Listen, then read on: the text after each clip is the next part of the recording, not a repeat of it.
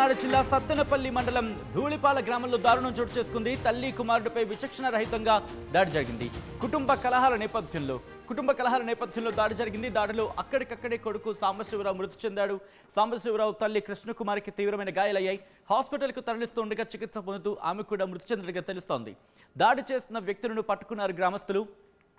దాడి చేసిన వ్యక్తి సాంబశివరావు మాజీ భార్య తమ్ముడిగా గుర్తించారు. దాడి చేసిన వ్యక్తి ఎవరో కాదు, సాంబశివరావు మాజీ భార్య తమ్ముడిగా గుర్తించడం జరిగింది. మొత్తం దాడిలో 3 వ్యక్తులు పాల్గొన్నట్లుగా గుర్తించారు. నిందితులు చిలకలూరిపేటకు చెందినవారుగా అనుమానం వ్యక్తం చేయడం జరుగుతోంది. తాడికొండలోని ప్రైవేట్ కాలేజీలో లెక్చరర్గా పనిచేస్తున్నాడు సాంబశివరావు. గతంలో చిలకలూరిపేటకు చెందిన అమ్మాయితో వివాహం జరిగింది. మనస్పర్ధల కారణంగా విడాకులు తీసుకున్నారు సాంబశివరావు దంపతులు. ఆ తర్వాత ప్రస్తుతం ఆ కుటుంబ కలహాల నేపథ్యంలోని సాంబశివరావుని హతమార్చినట్టుగా తెలుస్తోంది.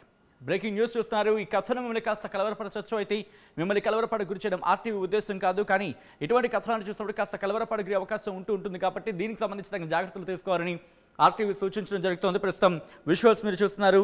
పల్నాడు ఘటనకు సంబంధించి ఆ విజువల్ని మీరు చూడడం జరుగుతోంది.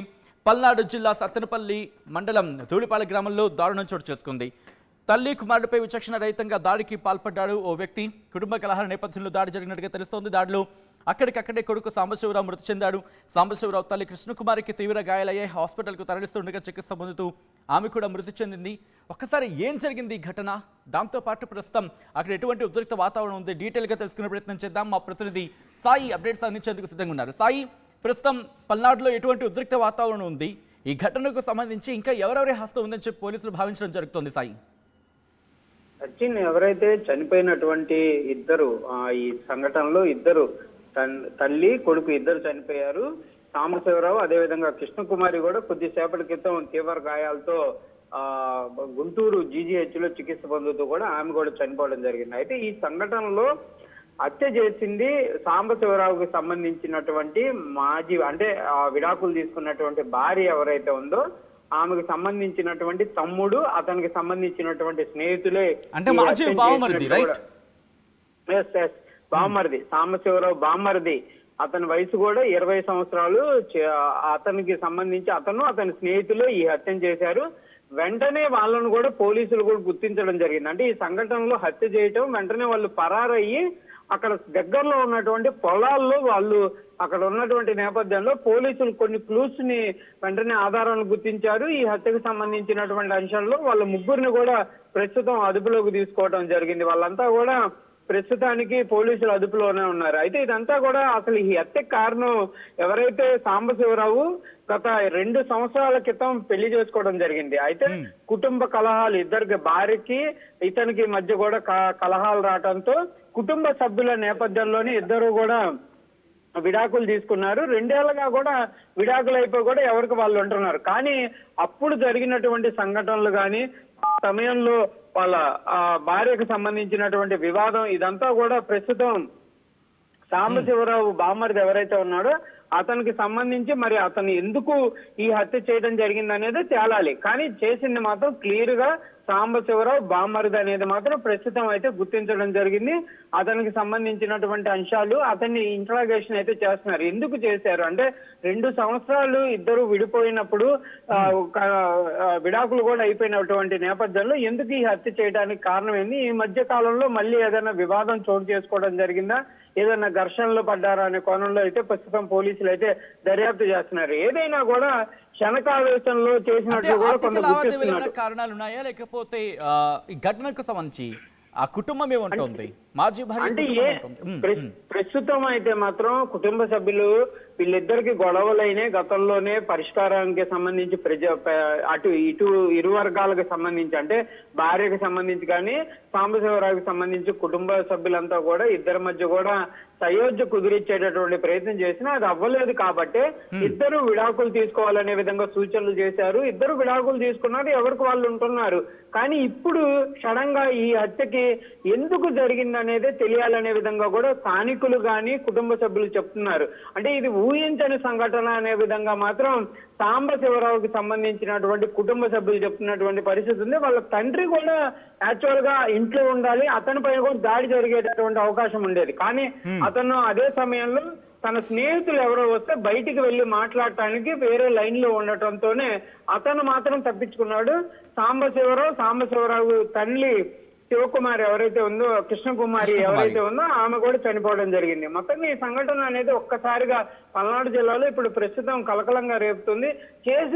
హత్య చేసినటువంటి పిల్లలు ఎవరైతే ఉన్నారో వాళ్ళంతా కూడా చిన్న పిల్లల్లాగే గుర్తిస్తున్నటువంటి పరిస్థితి ఉంది. ఎందుకు చేశారు అంటే వాళ్ళు మద్యం మత్తులో క్షణకావేశంలో చేశారా, లేకపోతే పాత పగని వాళ్ళ అక్కకి ఇట్లా జరిగింది ఒక వ్యక్తి వల్ల అతన్ని చంపాలనే విధంగా ముందుగానే నిర్ణయం తీసుకొని వెళ్ళి చంపడం జరిగిందా, లేకపోతే వివాదం ఏమన్నా ఈ మధ్య కాలంలో మళ్ళీ వాళ్ళిద్దరికి సంబంధించినటువంటి అంశాలు ఏమన్నా మళ్ళీ జరిగినాయి అనేది మాత్రం ప్రస్తుతం తెలియాలి. కానీ మొత్తానికి మాత్రం హత్య చేసినటువంటి వ్యక్తులు అతనికి సంబంధించి గతంలో భార్యకి సంబంధించినటువంటి తమ్ముడైనటువంటి వ్యక్తులు చేశారనే విధంగా మాత్రం ప్రస్తుతం గుర్తిస్తున్నారు. వాళ్ళు మైనర్లా లేకపోతే మేజర్లా అనేది కూడా తెలియాలి. ఎందుకంటే వాళ్ళ వయసు సుమారుగా 20 సంవత్సరాలు ఉండొచ్చు, పాలిటెక్నిక్ చదువుతున్నారు అనే విధంగా కూడా పోలీసులు అయితే చెప్తున్నారు. కాకపోతే పూర్తి స్థాయిలో వయసుకు సంబంధించినటువంటి నిర్ధారణ కూడా జరగాల్సినటువంటి అంశం ఉంది సచిన్. అంటే ఆ వ్యక్తి ఒక గ్యాంగ్గా వెళ్ళిన పరిస్థితి ఉందా, లేకపోతే ఒక్కడే వెళ్ళి దాడి చేయడం జరిగింది? ఒక్కడు వెళ్తే కనుక కష్టం, ఎందుకంటే అక్కడ ఇంట్లో ఇద్దరు ఉంటారు కాబట్టి ఒక్కరిని బహుశా తల్లి లేకపోతే ఈ వ్యక్తికి సంబంధించి వీళ్ళిద్దరు కూడా హ్యాండిల్ చేయగలిగే పరిస్థితి ఉంటుంది కాబట్టి. సో ఒక్కడే ఉన్నాడా, లేకపోతే ఎంతమంది ఈ ఘటనలో పాలు పంచుకున్నారనేది ఇన్వెస్టిగేషన్లో బయటకు వస్తుంది. మొత్తం ముగ్గురు వెళ్ళారు, ముగ్గురు వ్యక్తులు వెళ్ళటం జరిగింది. అందులో ఒక వ్యక్తి బయట అంటే వరండాలో ఎవరన్నా వస్తున్నారా లేదా అనేది ఒక యువకుడు గమనించాడు. మిగిలినటువంటి ఇద్దరు యువకులు లోపలికి వెళ్లారు. వారితో తీసుకొచ్చినటువంటి ఆయుధాలు ఏవైతే ఉన్నాయో వాటిని వెంటనే సాంబశివరావు ఎదురుగా రాగానే ఆ సాంబశివరావు బామర్ది అంటే గతంలో బామర్ది అన్నటువంటి ఆ వ్యక్తి వెంటనే ఆ కత్తి తీసుకొని అతని పైన పొడవటం, మరో యువకుడు వేట కొడవలతో అతని పైన దాడి చేసినట్లు కూడా పోలీసుల యొక్క ప్రాథమిక విచారణలో తెలుస్తుంది. అయితే ఈ హత్య చేస్తున్నటువంటి సమయంలో సాంబశివరావు తల్లి పెద్దగా అరవటంతో ఆమె గొంతును కూడా కోశారు. ఆ సమయంలో కనుక లోపల ఎవరున్నా కూడా వాడిపైన కూడా దాడి చేసేటటువంటి అవకాశాలు ఉన్నట్లు కూడా తెలుస్తుంది. కాకపోతే వీళ్ళిద్దరే ఉండటంతో వీళ్ళ పైన దాడి చేశారు. శివకుమారి కూడా అక్కడికక్కడ చనిపోయిందనే విధంగా నిర్ధారించుకున్న తర్వాత వాళ్ళు వెళ్ళిపోయారు. కాకపోతే అక్కడ వెంటనే స్థానికులు గుర్తించడం అంటే ఎవరైతే ఈ శివకుమారికి సంబంధించినటువంటి భర్త లోపలికి వచ్చి ఈ సంఘటన చూసి వెంటనే స్థానికులను పిలవడంతో ఆమెను హుటాహుటిగా హాస్పిటల్కి తీసుకెళ్లారు. అయితే వీళ్ళు మాత్రం చంపడానికి వచ్చినటువంటి వాళ్ళు మాత్రం ఆమె కూడా చనిపోయిందనే విధంగా నిర్ధారించుకొని వెళ్ళిపోవడం జరిగింది. ముగ్గురు యువకులు వెళ్ళడం జరిగింది. ఒక యువకుడు బయట ఉన్నారు, ఇద్దరు యువకులు లోపలికి వెళ్ళి వీళ్ళ పైన దాడి చేశారు. సాంబశివరావు పూర్తిగా చనిపోయాడు అనేది నిర్ధారించుకొని శివకుమారి కూడా చనిపోయిన తర్వాత వాళ్ళు వెళ్ళిపోయారు. అయితే వాళ్ళు వెళ్ళిపోయినటువంటి ఈ యువకులు మాత్రం ఊరికి ఇప్పుడు సత్తెనపల్లి ధూళిపాలకి సంబంధించినటువంటి గ్రామంలో కొంచెం దూరం అక్కడ ఓపెన్ ప్లేస్లు ఏవైతే ఉంటాయో అక్కడికి వెళ్ళి వాళ్ళకి సంబంధించి మద్యం సేవిస్తున్నటువంటి పరిస్థితి ఉన్నట్లు కూడా చెప్తున్నారు. కానీ వెంటనే స్థానికులు ఇదంతా కూడా గమనించడం, కొంతమంది ఊహాజనికంగా చెప్పినటువంటి అంచనాలు కానీ ఇవన్నీ కూడా గుర్తించి వెంటనే పోలీసులు అక్కడికి వెళ్ళి సర్చ్ ఆపరేషన్ చేయగా వీళ్ళు ముగ్గురిని గుర్తించారు, వీళ్ళని అదుపులోకి తీసుకున్నారు. వారికి సంబంధించినటువంటి వివరాలను కూడా అసలు ఎందుకు చేశారు, హత్య చేయడంలో వీళ్ళ పాత్ర ఏంటి అనేది కూడా విచారణ జరుగుతుంది. కానీ క్లియర్ గా అయితే ముగ్గురు యువకులు మాత్రం ఈ హత్య చేసినట్లు మాత్రం గుర్తించారు. ఇదంతా కూడా కుటుంబ కలహాల నేపథ్యంలోనే హత్య జరిగినట్లు మాత్రం పోలీసులు అయితే క్లియర్ గా చెప్తున్నటువంటి పరిస్థితి ఉంది. రైట్ సాయి, ఒక్కసారి మీరు లైన్లో ఉండే ప్రయత్నం చేయండి. అనదర్ బ్రేకింగ్ న్యూస్ చూస్తున్నారు. పల్నాడు జిల్లా సత్తెనపల్లి మండలం ధూళిపాల గ్రామంలో దారుణం జరిగింది. తల్లి కుమారుడిపై విచక్షణరహితంగా దాడికి పాల్పడడం జరిగింది ఒక గ్యాంగ్. ఆ విజువల్స్ మీరు చూడడం జరుగుతోంది. కుటుంబ కలహాల నేపథ్యంలో దాడికి పాల్పడిన క్రమం దాడిలో అక్కడికక్కడే కొడుకు సాంబశివరావు మృతి చెందాడు. సాంబశివరావు తల్లి కృష్ణకుమారి తీవ్ర గాయాల పాలైంది. హాస్పిటల్కి తరలిస్తుండగా చికిత్స పొందుతూ ఆమె కూడా మృతి చెందింది. దాడి చేసిన వ్యక్తులను పట్టుకున్నారు గ్రామస్తులు. దాడి చేసిన వ్యక్తి సాంబశివరావు మాజీ భార్య తమ్ముడిగా గుర్తించారు.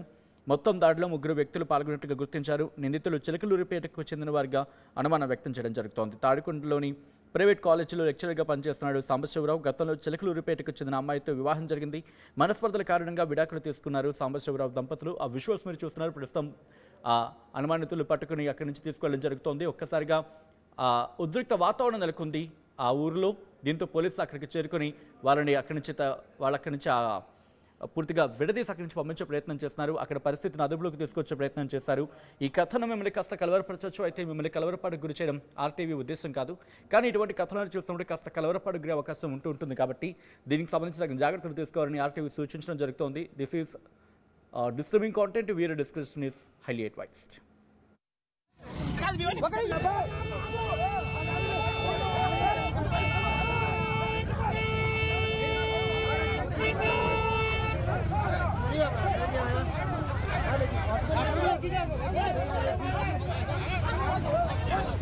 అసలైన తొలి వెలుగు. ఫాలో వాట్సాప్ @తొలి వెలుగు official.